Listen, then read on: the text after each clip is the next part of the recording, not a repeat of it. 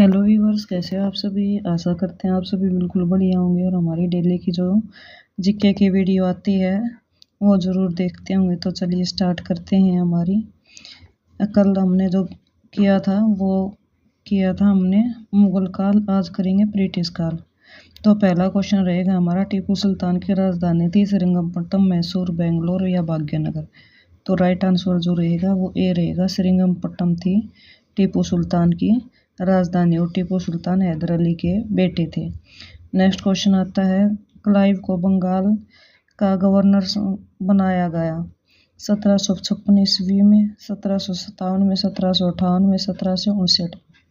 तो right answer C रहेगा, Robert Clive को बंगाल का गवर्नर जनरल 1758 ईस्वी में बनाया गया था। वेरी वेरी इंपॉर्टेंट क्वेश्चन रहेगा रॉबर्ट क्लाइव से जुड़ा हुआ। नेक्स्ट जो क्वेश्चन आता है, भारत का प्रथम गवर्नर जनरल कौन था। Warren Hastings, Cornwallis, William Bentinck, Lord Canning. तो कौन था बंगाल का गवर्नर जनरल। तो राइट आंसर रहेगा हमारा ए, वारेन हेस्टिंग्स जो था वो भारत का प्रथम गवर्नर जनरल था। नेक्स्ट जो क्वेश्चन आएगा हमारा, द्वैध शासन नीति को किसने समाप्त किया था। Lord Mountbatten, Curzon, Warren Hastings, Lord Ripon. तो राइट आंसर सी रहेगा, वारेन हेस्टिंग्स ने द्वैध शासन नीति को समाप्त किया था। नेक्स्ट क्वेश्चन रहेगा हमारा, अंग्रेजों का सर्वाधिक विरोध किसने किया था। राजपूतों ने, मुगलों ने, सिखों ने या मराठों ने। तो राइट आंसर जो रहेगा डी, मराठों ने सबसे ज्यादा विरोध किया था अंग्रेजों का। नेक्स्ट क्वेश्चन जो रहेगा, प्लासी का युद्ध 1757 ईस्वी में अत्यधिक ऐतिहासिक महत्व का था क्योंकि इसने भारत में फ्रेंच शक्ति का अंत कर दिया था। इसने बंगाल में ब्रिटिश वर्चस्व के लिए मार्ग प्रशस्त किया और इसके बाद संपूर्ण भारत पर ब्रिटिश नियंत्रण के लिए रास्ता खुल गया था। या एडमिरल वाटसन, कर्नल क्लाइव के अधीन सेना का सफाया हो गया था, या सिराजुद्दौला के खिलाफ सभी विश्वासघाती मारे गए थे। तो राइट आंसर जो रहेगा, प्लासी के युद्ध का ऐतिहासिक महत्व था बी। इसमें बंगाल के ब्रिटिश वर्चस्व के लिए मार्ग प्रशस्त किया गया और उसके बाद संपूर्ण भारत पर ब्रिटिश नियंत्रण के लिए रास्ता खुल गया था। क्योंकि प्लासी का युद्ध जो एक तो बात पहली है कि प्लासी का युद्ध कब हुआ, तो 1757 में हुआ था बंगाल के नवाब के बीच और अंग्रेजों के बीच। तो इसके बाद ब्रिटिश यानी रॉबर्ट क्लाइव जीत गया था, जिससे ब्रिटिश का रास्ता खुल गया। नेक्स्ट क्वेश्चन आता है, ब्रिटिश सरकार भारतीयों को आधुनिक शिक्षा देना चाहती थी, इसका उद्देश्य क्या था। भारत में अपनी राजनीतिक सत्ता की नींव सुदृढ़ करना, भारत में शिक्षा के स्तर को ऊपर उठाना, या भारत में जन साक्षरता का विकास करना, निरक्षर भारतीयों के लिए अंतर्व्याप्त अराजकता को दूर करना। तो राइट आंसर इसका रहेगा ए, भारत में अपनी राजनीतिक सत्ता की नींव को सुदृढ़ करना भारतीयों को आधुनिक शिक्षा देने का उद्देश्य था। नेक्स्ट क्वेश्चन रहेगा, प्रशासनिक अर्थव्यवस्था या कुशासन के आधार पर डलहौजी ने किस राज्य को ब्रिटिश साम्राज्य में मिलाया। अवध को, उड़ीसा को, बर्मा को, संयुक्त प्रांत को। तो राइट आंसर ये रहेगा, अवध को यानी प्रशासनिक अवस्था के आधार पर डलहौजी ने अपने ब्रिटिश साम्राज्य में मिला लिया था। जो लैप्स वाली नीति थी, डॉक्ट्राइन ऑफ लैप्स या हड़प्पन नीति, वो डलहौजी की थी और उसी नीति के दौरान अवध को किसने मिला लिया था, डलहौजी ने अपने साम्राज्य में मिला लिया था। स्टेट से, सीटेट से और नेट से रिलेटेड क्वेश्चन रहेंगे जो इस तरह के बार बार पूछे जाते हैं। नेक्स्ट क्वेश्चन आता है, आदि ग्रंथ किसके संकलित किया था। गुरु नानक ने, गुरु रामदास ने, गुरु अर्जुन देव ने, गुरु गोविंद सिंह ने। तो राइट आंसर सी रहेगा, गुरु गोविंद ने आदि ग्रंथ को संकलित किया था। नेक्स्ट क्वेश्चन रहेगा, भारत में आधुनिक शिक्षा प्रणाली की नींव किससे पड़ी। 1813 के चार्टर अधिनियम से, 1835 के माकैले के अधिनियम से, या 1882 के अंटर आयोग से, 1854 के वुड के डिस्पैच से। तो राइट आंसर भी रहेगा, 1835 के मैकाले के आयोग से भारत में आधुनिक शिक्षा प्रणाली की नींव पड़ी। ये मिंट है, ये गलत लिखा गया। नेक्स्ट क्वेश्चन आता है, निम्नलिखित का सही कालक्रम क्या है। रॉबर्ट क्लाइव, वेस्टर्ड, वारेन हेस्टिंग्स या क्रिएटर। तो राइट आंसर जो रहेगा बी रहेगा, जो 1, 2, 4 और 3 ये क्या रहेंगे, सही कालानुक्रम रहेगा इनका। नेक्स्ट क्वेश्चन आता है, भारत में ईस्ट इंडिया कंपनी की सफलता का राज क्या था।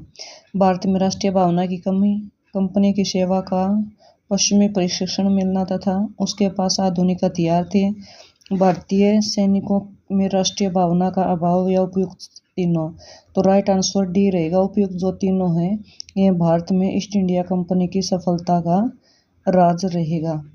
नेक्स्ट क्वेश्चन आता है हमारा, भारत में निम्न व्यवसायों में से किसके काल में Indian penal code, civil procedure code और क्रिमिनल प्रोसीजर कोड पारित किया गया।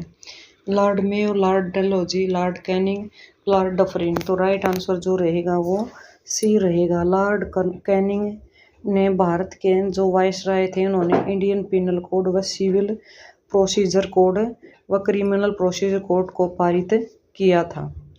नेक्स्ट क्वेश्चन आता है, निम्नलिखित में से ब्रिटिश सरकार का वह गवर्नर जनरल था जिसने भारत में डाक टिकट शुरू किया था। वेरी वेरी इंपॉर्टेंट क्वेश्चन रहेगा। Lord Dalhousie, lord William Bentinck, Lord Canning, lord Auckland. तो राइट आंसर ए रहेगा, लॉर्ड डलहौजी ऐसा था जिसने भारत में क्या किया था, डाक टिकट सेवा जो थी शुरू की थी। नेक्स्ट क्वेश्चन रहेगा हमारा, सती प्रथा का अंत करने तथा ठगी प्रथा को समाप्त करने का श्रेय किसको जाता है।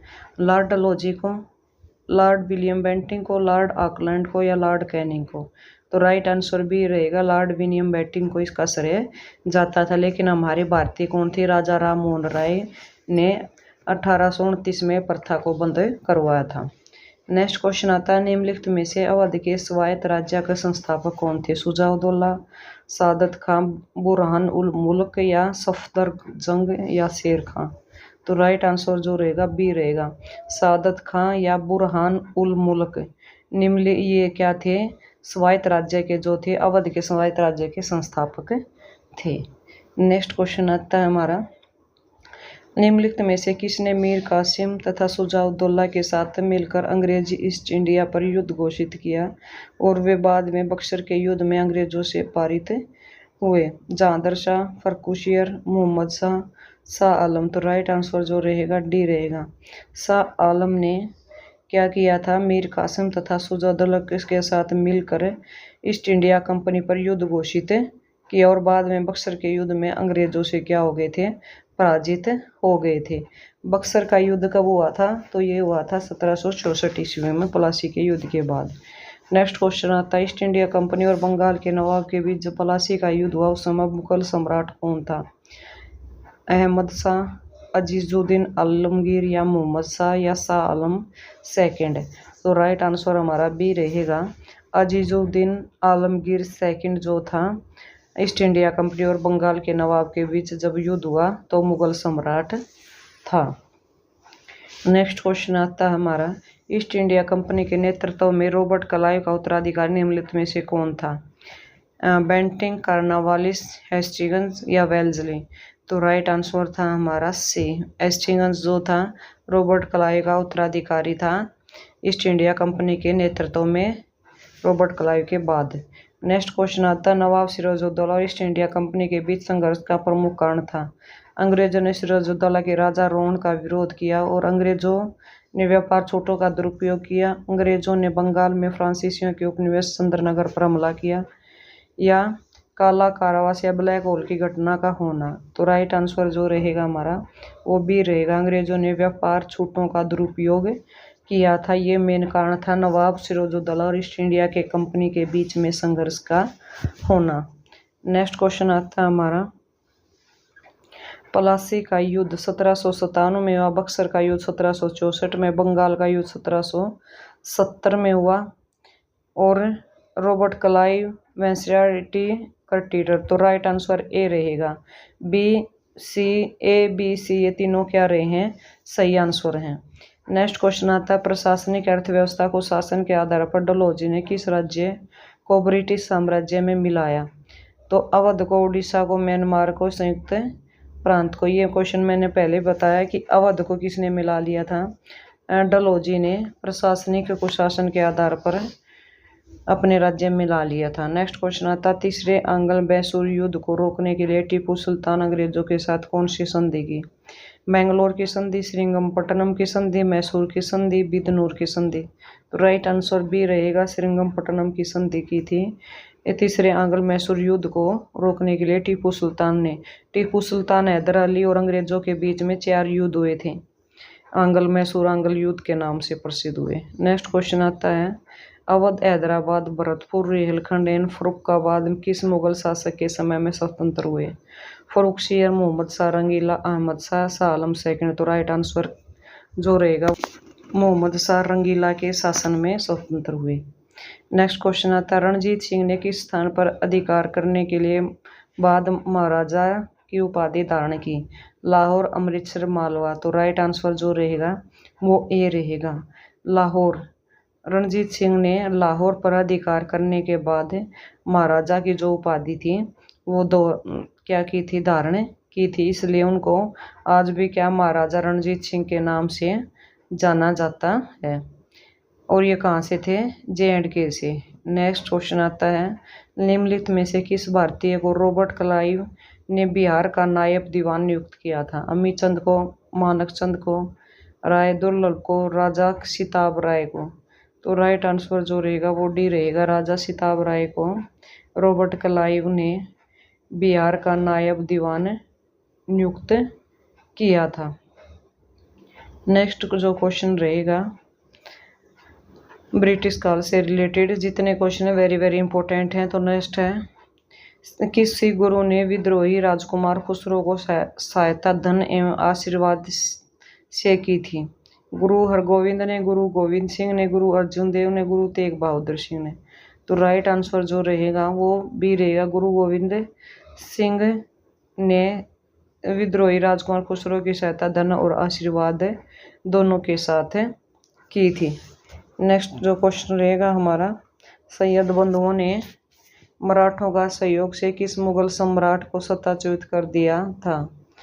जहांदर शाह को, फर्रुखशियर को, रफ़ी उद दरजाद को, रफ़ी उद्दौला को। तो राइट आंसर भी रहेगा, फर्रुखशियर को सैयद बंधुओं ने मराठों के सहयोग से उस मुगल सम्राट को क्या कर दिया था, सत्ता से हटा दिया था। तो याद रखना फर्रुखशियर को। नेक्स्ट क्वेश्चन आता है, किस राज्य के शासक नवाब वजीर कहलाते थे? अवध के नवाब, बंगाल के नवाब, कर्नाटक के नवाब, इनमें से कोई नहीं। तो राइट आंसर जो रहेगा ए रहेगा, अवध के जो नवाब थे वो नवाब वजीर, शासक जो थे नवाब वजीर कहलाते थे। नेक्स्ट क्वेश्चन आता है, निम्नलिखित में से ब्रिटिश सरकार का वह गवर्नर जनरल कौन सा था जिसने डाक टिकट शुरू की थी?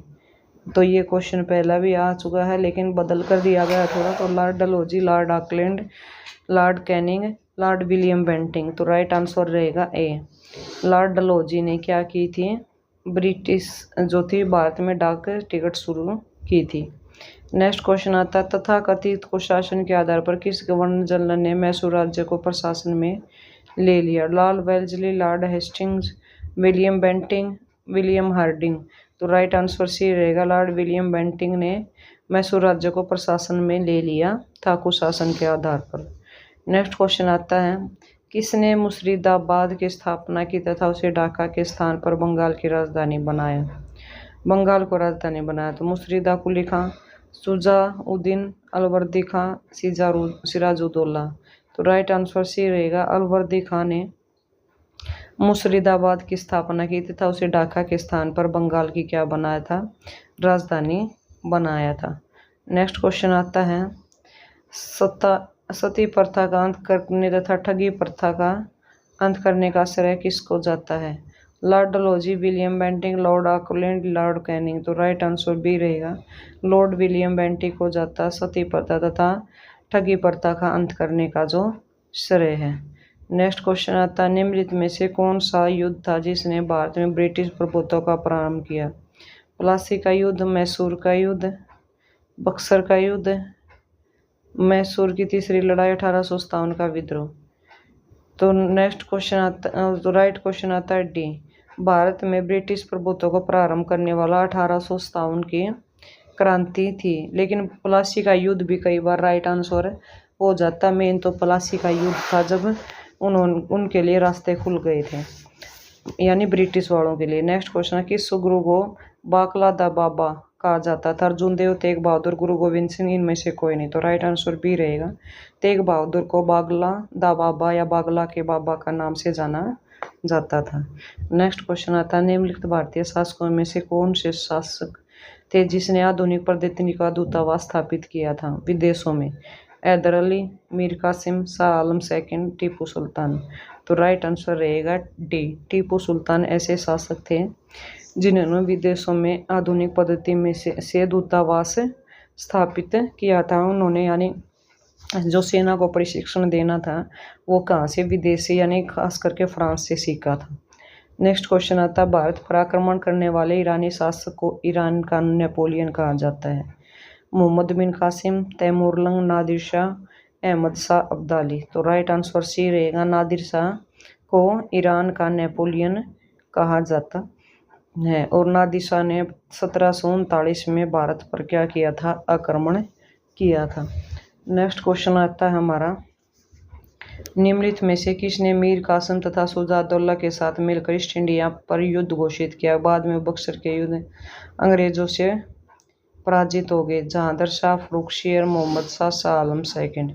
तो राइट आंसर डी रहेगा, शाह आलम सेकंड जो हैं वो ऐसे थे जिन्होंने, शाह आलम सेकंड ने मीर कासिम तथा शुजाउद्दौला के साथ मिलकर अंग्रेज ईस्ट इंडिया युद्ध पर घोषित कर दिया था। और बक्सर के, लेकिन ये सभी बाद में कहाँ पर? बक्सर का युद्ध में पराजित हो गए। और बक्सर का युद्ध कब हुआ है?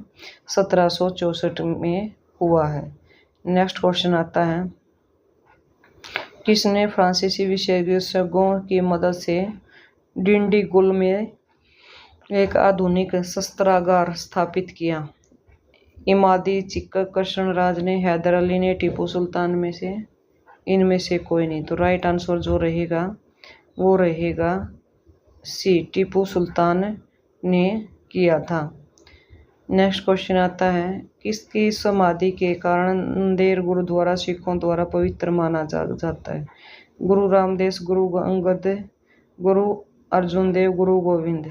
तो राइट आंसर डी रहेगा, गुरु गोविंद सिंह की समाधि के कारण नंदेड़ गुरुद्वारा सिखों द्वारा पवित्र माना जाता है।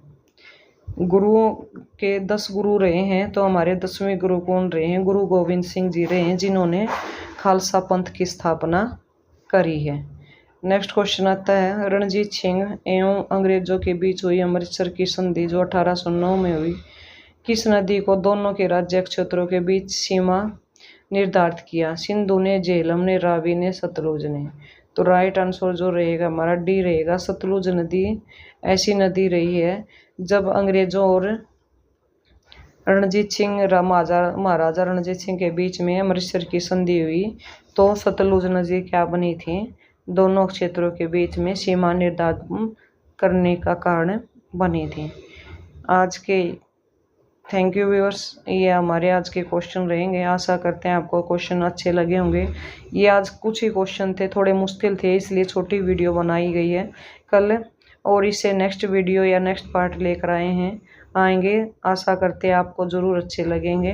अगर आपको वीडियो पसंद आए तो प्लीज़ जाते जाते वीडियो को लाइक कर दें, शेयर कर दें और चैनल को सब्सक्राइब करें ताकि हमारा हौसला बना रहे। मिलते रहेंगे ऐसे ही नॉलेजेबल वीडियो के साथ। आप सभी का बहुत बहुत धन्यवाद।